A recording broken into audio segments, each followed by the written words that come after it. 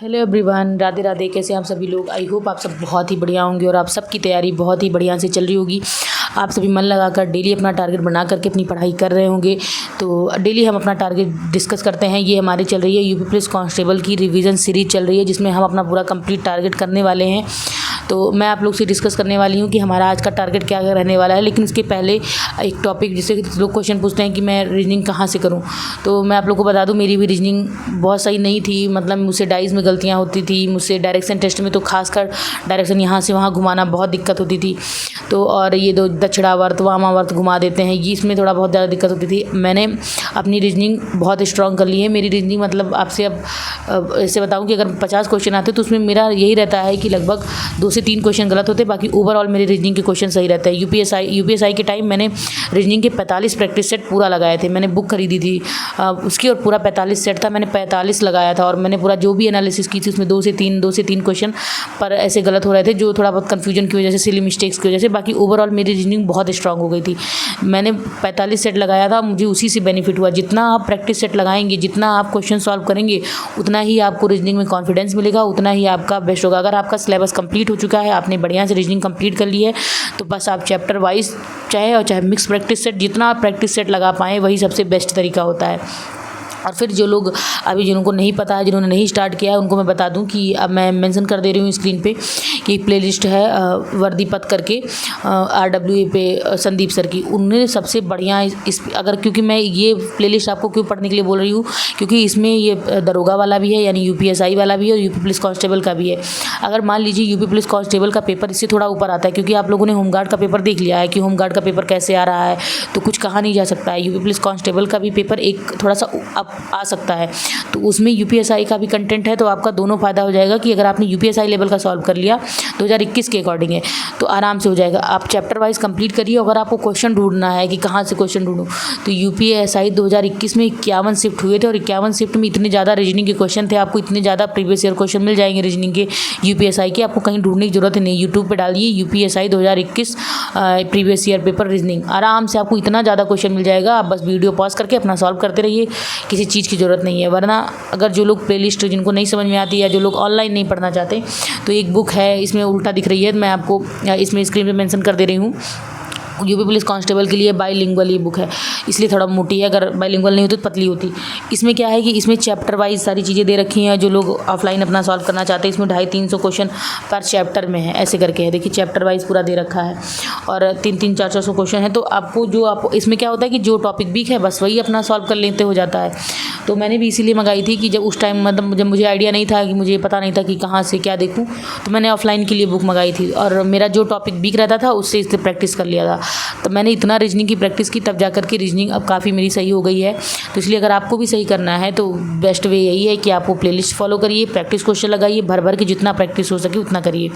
तो ये था आपका मैंने सोचा कि आपको पर डे ऐसे कुछ ना कुछ एक्स्ट्रा बता दूं कि कोई चीज़ कहाँ से पढ़नी। जिनको नहीं पता है, जिनको पता है, जिन्होंने अपना सब कुछ नोट्स वगैरह सब बना रखा है, उनको कोई ज़रूरत नहीं है। अपना बस प्रैक्टिस लगाइए, क्वेश्चन सॉल्व करिए, बस काम खत्म।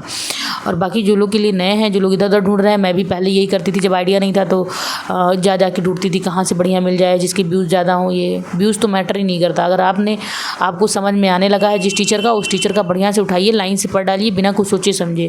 क्योंकि कोई भी टीचर इतना बुरा नहीं पढ़ाता है। बस आप कहो कि आप उस पर कमांड अपनी बना लें और अच्छे से उसको समझें और सारी चीज़ें फॉलो करें। उसके बाद चलिए आपसे डिस्कस कर लेते हैं कि हमारा आज का क्या क्या टू डू लिस्ट रहने वाली है, हमने आज क्या क्या चीज़ें रखी हैं।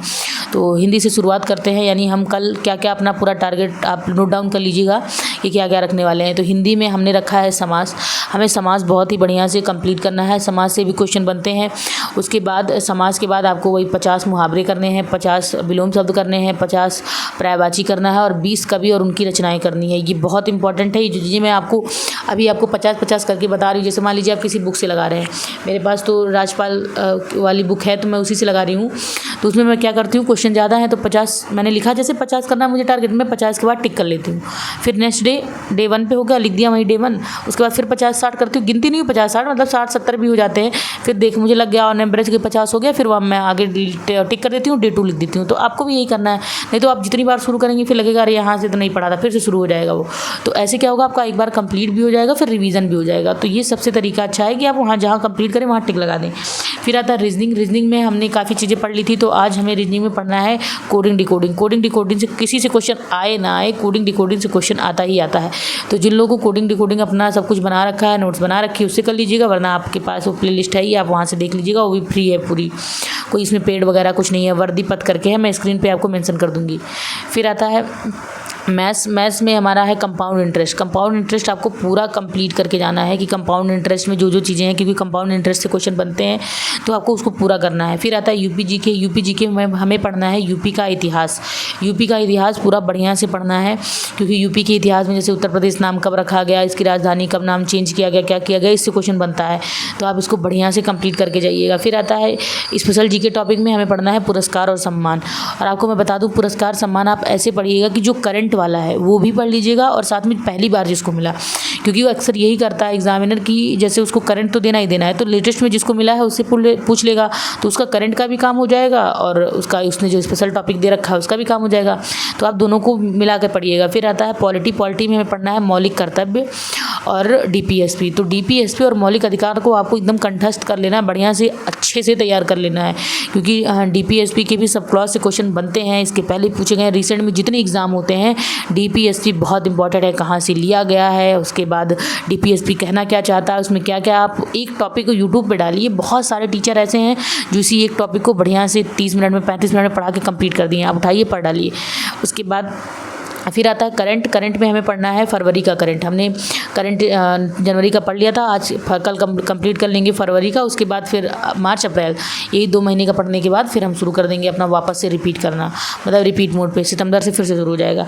फिर आता है जियोग्राफी में पढ़ना है भारत का भौगोलिक विस्तार। बहुत छोटा टॉपिक रखा है जियोग्राफी में, क्योंकि शुरू कर रहे हैं तो शुरुआत में बहुत बल्क में नहीं रखेंगे, तब भी जियोग्राफी थोड़ा थोड़ा करते जाना है, क्योंकि ये सब बड़े इसमें मतलब बहुत सारे चैप्टर्स हैं, तो टाइम लग जाएगा, इसलिए जल्दी जल्दी कंप्लीट करना है। अभी तो हिस्ट्री हमने शुरुआत भी नहीं की है, तो जितना जल्दी हो सके अपना टारगेट बनाइए, कंप्लीट करिए। आपको जहाँ से भी टारगेट मिलता है अपना वैसे ही टू डू लिस्ट बना करके अपना फॉलो करिए, क्योंकि टाइम बहुत कम बचा है। जो भी टाइम बचा है उसको अच्छे से यूटिलाइज़ करना है, इस एक महीने को बढ़िया से यूटिलाइज़ करना है। आपको 6 से 7 घंटे देना पड़ेगा। मैं भी दिखा दूँ आपको अपना टाइमिंग कि अभी तक मैंने ये उसमें उल्टा दिख रहा होगा, 7.5 घंटे हुए हैं मेरे अभी। तो मैं टाइम लगा के इसलिए पढ़ती हूँ, ऐसा टाइम से कोई मतलब नहीं है, टाइम इसलिए पढ़ा लगती हूँ क्योंकि ये लगता है ना कि नेक्स्ट डे अब इससे ज़्यादा और करना है, कि मैं इतने घंटे में इतना कवर कर लेती हूँ, इतने घंटे में इतना कवर कर लेती हूँ, ऐसे करके मतलब एक ये अच्छा लगता है कि हाँ मैंने पढ़ाई की है, उतना मैंने वेस्ट नहीं किया टाइम। ये इस टाइप का आपको करना है, तो आपको भी ऐसे करना है। नहीं कोई टाइम अपने फ़ोन में आप टाइमर ऑन कर लीजिए कोई चीज़ की, हाँ रीजनिंग कर रहे हैं तो 1 घंटे के अंदर पूरी रीजनिंग सॉल्व कर लीजिए, 2 घंटे 3 घंटे मैथ को दीजिए, ऐसे करके, क्योंकि अच्छा लगता है। फिर जैसे टाइम आप देखते कि हाँ मैंने आज पूरा टाइम पढ़ा, मैंने वेस्ट नहीं किया। तो ये बाकी अगर आपके अंदर इतना वो है तो टाइम वाइम की ज़रूरत ही नहीं होती है, बढ़िया से अपना पढ़िए।